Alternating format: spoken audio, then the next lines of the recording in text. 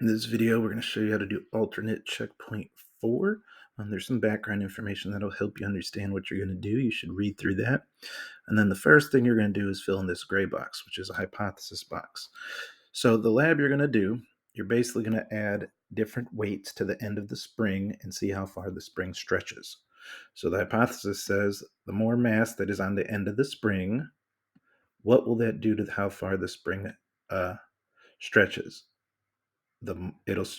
Heavier mass makes it stretch more. You think that, put that in the blank. If you think it'll stretch less with heavier mass on it, put that.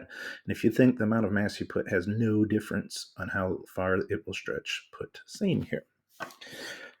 If you write that into an if-then statement here, if blah, blah, blah happens, then this will happen, you'll get a B. And if you are able to identify the independent and dependent variables, you'll get an A. Once you've done your prediction, you're going to click on this lab link, and it will take you here. And we're going to choose the energy tab. So once we open up that, we're going to click some things. We're going to move gravity to 0, put it all the way to the left in the gray box. Damping to none. Make sure I'm not forgetting anything. Slow at the bottom.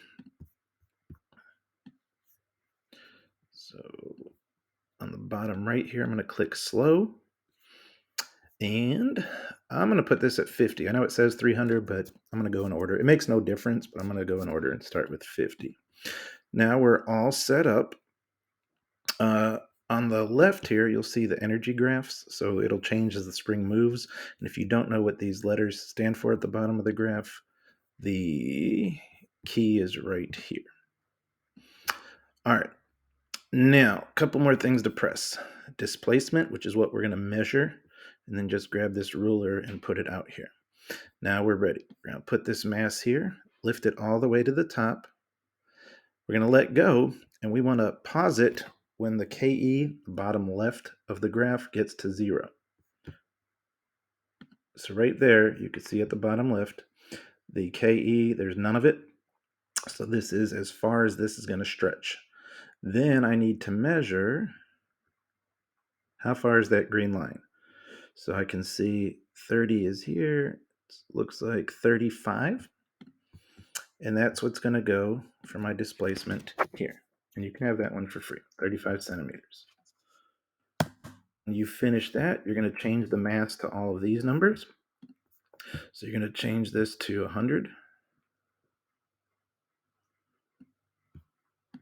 You're going to, I'm going to pause it. You're going to do the same thing. You're going to take it all the way to the top, unpause it, measure how far it stretches out when it's all the way to the bottom. And then you're going to change it to 150, 200, 250, 300, and so forth. Then you're going to answer some questions. As the mass on the end of the spring increased, what happened? So was your hypothesis right? When we have more mass, do these numbers go up, increase, decrease, or stay the same? That'll go in this blank. And then there's your B and A stuff. You have a few questions here. If it needs video help, you have it here. And if you need hints, it says look at the energy graph here. And basically just questions from the lab you did. You should be good.